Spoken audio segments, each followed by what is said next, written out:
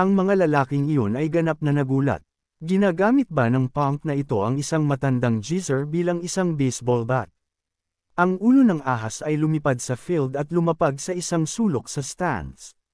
Direktang lumipad ito sa mga kamay ng estudyante ni Blood Owl, takot na takot. Ang mga mata ni Fatty ay napuno ng luha at ang kanyang balbas ay tumulo habang siya ay umiiyak. Tinataboy niya tayo. Ang mga cosplayer ay nagpigil ng luha. Ang matandang bayani ay ginagamit ang kanyang sarili bilang armas upang protektahan ang isang walang kwentang estudyante. Tunay na marangal na gawaing bayani. Ang buong stance ay sumigaw ng pangalan ni Ma Wei, hindi pinapansin ang katotohanan na ang invincible old hero ay awesome at badass, kaya kahit na siya ay nahimite sa lupa, pinanatili niya ang kanyang anyo. Ang kaluluwa ni Fatty ay nagliliyab sa galit. Malapit na niyang ilabas ang kanyang ultimate move. Ipaparamdam ko sa inyo ang takot. Lumaki ang kanyang mga mata at sumigaw, die. Ang anyo nito ay nagbago sa isang malaking tumpok ng mga ahas na tinatawag na Raging Serpent Sinkham Star Cannon. Naisip ni Piang na ang babaeng ito ay medyo interesante. Sumagot siya, halika na kung gayon. Si Ma Wei lang ang umiiyak sa lupa, kuya, bilasan mo at tapusin mo. Gusto ko nang umuwi. Pagkatapos ng kanyang maliit na temper tantrum, inilabas ng ibon ang kanyang ultimate attack. Si Piang ay itinapon lang si Ma Wei na parang isang shuriken. Ang matandang bayani ay tinamaan ang ultimate move ni Fatty. Ang kanyang always indestructible body ay hinati ito sa dalawa. Patuloy itong lumilipad patungo sa ibon. Ang ibon at ang kaluluwa ni Fatty ay malinis na nahati sa dalawa. Halos lumabas ang mga mata ni Blood Old sa pagkakita nito. Pagkatapos, ang shuriken na pinangalan ng Ma Wei ay lumipad pabalik kay Piang. Walang casual na nahuli niya ito, mukhang super cool din. Sayang lang, umiikot ang matanda na parang top ngunit kailangan pa ring magpanggap na maayos siya. Ang stance ay nag-wild, sumisigaw ng walang tigil. Ang matandang bayani ay bumubula ang bibig. Nakikipaglaban siya sa kanyang buhay. Kahit ang pinakamalakas na armas sa mundo ay hindi kayang gawin iyon. Ngunit iginiit ng disipulo ni Blood Old, ang ulo ay hindi nasira. Mayroon pa ring pagkakataon. Si Fatty ay nagsimulang mag-activate ng isang skill na madalas gamitin ng mga kabataan ngayon, hilang. Ang mga sugat na nahati ay muling nagsama. Ang ibon mula kanina ay talagang bumalik sa orihinal nitong anyo ng walang galos. Ang mga kabataang iyon ay nagngangalit at nagsabi, Blood Clone ay immortal. Hinati natin ito ngunit hindi pa rin kayang patayin. Magiging troublesome ito. Hindi tumigil si Fatty doon. Inaktibo niya ang isa pang talisman sa kanyang noo. Agad na lumiwanag ang kanyang mga mata. Nagpakita ng apoy sa paligid niya. Hindi na mukhang isang shabby phoenix ngayon. Sinubukan itong maglabas ng isa pang ultimate move, Blood Flame Sky Burning. Isang super huge fireball ang unti-unting nabuo. Nang malapit na itong dumampi sa audience, pinigilan ito ng protective barrier ng arena. Ngayon, naging miniature sun ito para sa buong arena. Wow! Hindi inaasahan na bibigay ang protective barrier ng ganyan. Nagkabasag-basag ito at sumabog ang apoy papasok. Nakita ng demonyo na sinipsip lang ang lahat ng apoy sa kanyang tiyan. Ang Miss Early Devil sa tabi niya ay nanunukso, kakain ka ng kahit ano. Mag-ingat ka at baka magka-indigestion ka. Sumagot siya, Miss Early Devil, tumahimik ka. Tigilan mo ang pag-iyak sa pera mo. Isang segundo pa at may mamamatay na. Inihagis ng Miss Early Devil ang barya sa kanyang kamay, isang bean soldier. Isang silver plum. Isang victory coin na nawawala ko. Ang barya ay nahulog at nagsimulang magbago ng anyo ng tao. Sa wakas ay naging pinaka-cute na maliit na avatar kailanman. Sinunod nito ang utos ng kanyang master at lumipad patungo sa bitek, ginamit ang sarili nitong katawan upang harangan ito. Biglang lumiwanag ang katawan nito, naghahanda na sumanib sa bitek. Sa huli, ang butas ay natakpan na parang hindi nangyari ang paghihiwalay. Ang MC ay super hyped at sumigaw, salamat sa dakilang Miss Early Devil at sa demonyo para sa kanilang tulong. Nakakatakot iyon. Ang Blood Flame Sky Ablaze ay susunugan ang lahat sa lugar nito. Makakaya ba ng old hero at ng kanyang estudyante? Samantala, sa ibaba, Si Yip Yang ay direktang throw pie gamit si Ma Wei bilang isang throwing star. Si Ma Wei ay malapit nang bumangga sa ibon. Ang Fatty sa loob ay tuwang-tuwa, tumatawa na parang baliw. Sabi niya, sobrang pagtitiwala sa sarili. Masusunog ka sa lalong madaling panahon. Biglang huminto si Ma Wei mismo sa harap niya. Tinaas ni Yip Yang ang isang kamay at ginaya siya ni Ma Wei ng eksakto. Masiglang inaktibo ni Fatty ang kanyang elementary puppet art skill. Nagalak siya, halika na. Sa sandaling hawakan mo ako, ang iyong kaluluwa ay kakalat. Bago pa man makapagmalaki si Fatty, nakakuha siya ng headbutt mula sa kung saan. Ouch! Iyon ay isang synchronized direct strike level 100 mula kay Yip Yang hanggang kay Ma Wei. Ilang minuto lang ang nakalipas, nagmamalaki siya ngunit ngayon ay nasa sire na siya. Sa tunay na katawan ni Fatty, hindi na niya kaya at umubo ng isang bangkos ng dugo. Nakakuha ng isa pang eye-opener ang mga manunood ngayon. Ang Fatty ay naputulan ng ulo. Ang Mar-Angel na Phoenix ay natalo ng isang maliit na tao. Nakikita ito, sumigaw ang MC ng malakas, Bloodwing defeated. Congratulations sa old hero at sa kanyang estudyante sa pag-level up. Si Yip Yang ay casual na hinayla ang kanyang daliri. Pababa tayo, matanda. Sumunod si Ma Wei, lumapag na parang isang Marvel superhero. Si Yip Yang ay walang casual na pamitik ng kanyang mga daliri. Si Ma Wei ay depo-red. Linisin. Isang hakbang na lang tayo sa pagyaman. Hinding-hindi malilimutan ni Ma Wei ang sandaling iyon sa kanyang buong buhay. Sa itaas, patuloy na sumisigaw ang audience, old hero. Ang mga Blood Elders ay ganap na nagpapanik. Ang babaeng disipulo ay mahigpit na nagtanong sa kanya, Master, paano mo siya haharapin? Dapat ba akong bumaba at asikasuhin ang batang iyon ngayon? Natalo muli si Blood Elder. Siya ay ganap na mapait. Ang mga kasanayan ni Blood 5 ay hindi sapat. Siya ang nagdala nito sa kanyang sarili. Ang arena ay may sariling mga patakaran, ngunit ang arena na ito ay ang aking mundo. Kahit na siya ay malakas, isa lamang siyang pawn. Hindi siya makakatakas sa aking kontrol. Hintayin natin ang katapusan na inihanda ko para sa pawn na iyon.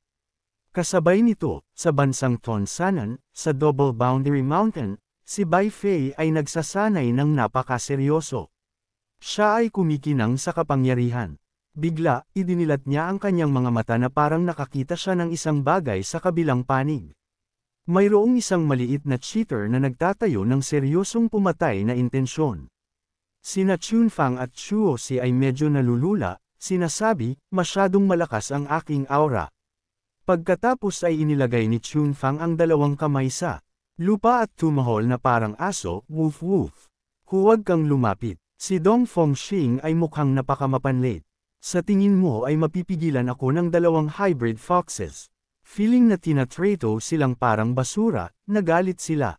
Walang iniiwan si Dong Fengxing na buhay, tao man o demonyo. Master, bilisan mo at umalis. Iwanan mo ito sa amin. Umupo lang si Bai Fei na chill at mahinahon na nagsabi, ayos lang. Hayaan mo siyang lumapit. Ang pinakamasamang mangyayari ay mawalan ako ng buntot. Sapat na iyon para mapatamba siya. Hindi pa natatapos ang sinasabi, nag-teleport si Dong Fengxing sa harap niya. Maliit na fox, sobrang desperado ka. Kailangan mong putulin ang iyong sariling buntot para lumaban. Kapag natimbang ka na ng jewel, isa ka na ngayong homeless fox. Ang lungkot, hinding-hindi gustong sumuko si Bai Fei mula sa isang trash talk. Sumagot siya, ikaw ang pathetic. Ang dating genius girl ngayon ay isang mental time bomb na handang sumabog.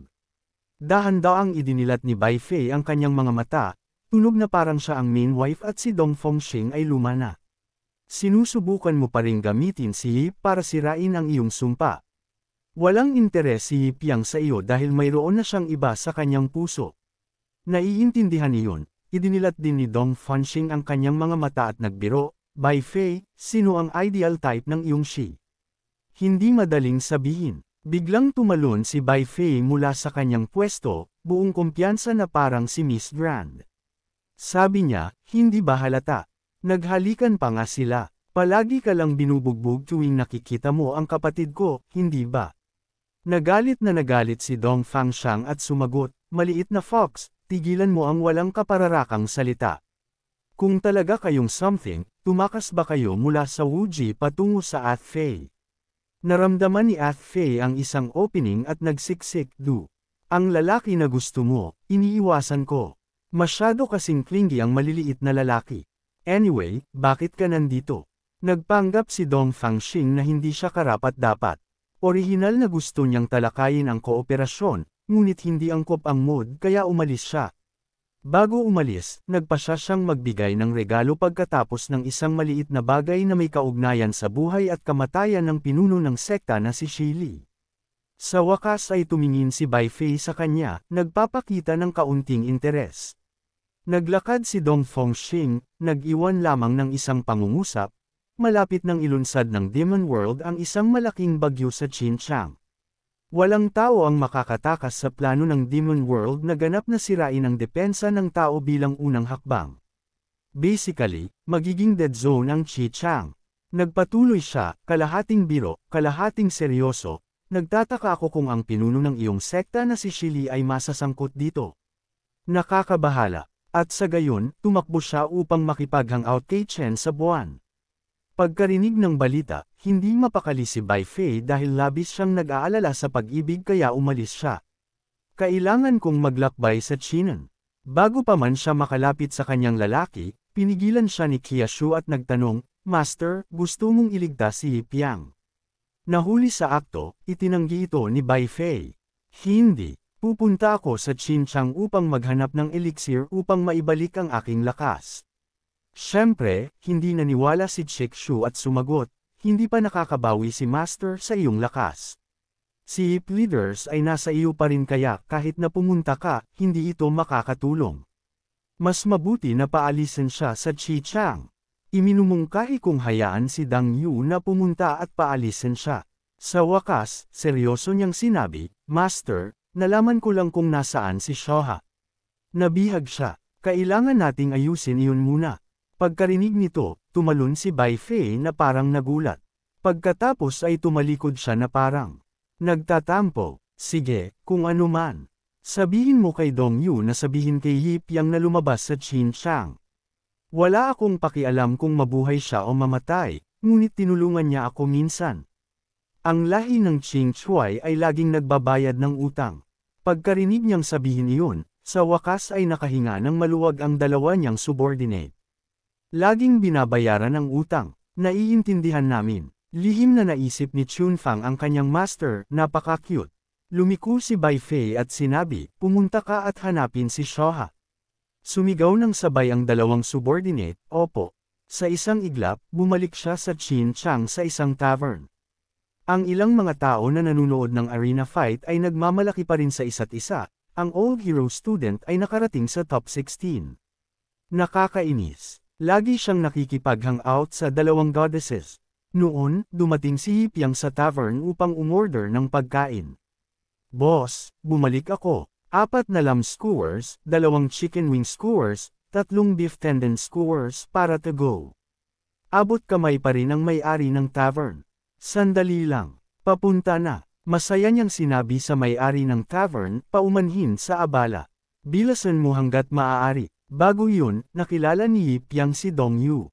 Sinabi niya ng same time, "Alam ko. Sabihin mo sa maliit na fox na huwag mag-alala. Ako na ang bahala." Bigla, may kumakain sa malapit na nagsalita, itinuro si Yip, "Hoy." Binabanggit ang Cao at nagpakita ang Cao. "Bakit ka nandito?" Walang sala siyang sumagot, "Anong pakialam mo? Hindi pa nakakita ng gwapong lalaki."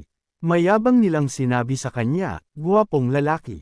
Nakita na namin." Ngunit hindi pa nakakita ng isa na disqualified ang sarili sa panahon ng Demon Arena competition. Bawal ang mga contestant na umalis sa training dorm sa gabi. Umalis ka nang walang pahintulot. Automatic disqualification. Sayang, walang magandang show na panunuurin sa susunod na round. Nanigas si Yip Yang na parang tinamaan ng 2D Chan skill at naisip, "Hindi ako naniniwala." Sumigaw siya nang walang magawa sa kalangitan. Tapos na ang pag-iiho ng karne ng boss at sinabi, "Oy, bata. Narito ang iyong inihaw na karne. Kung babalik ka sa dorm ngayon, mahuhuli ka." Pipigilan ka ng mga gwardya at sasabihin na umalis ka ng walang pahintulot, ibig sabihin, automatically eliminated ka. Ang pinakamalamig na lugar ngayon ay ang puso ni Yip. Siya ay sumisigaw sa loob, putya. Taya ko ang lahat ng pera ko sa sarili ko. Nawala na lahat.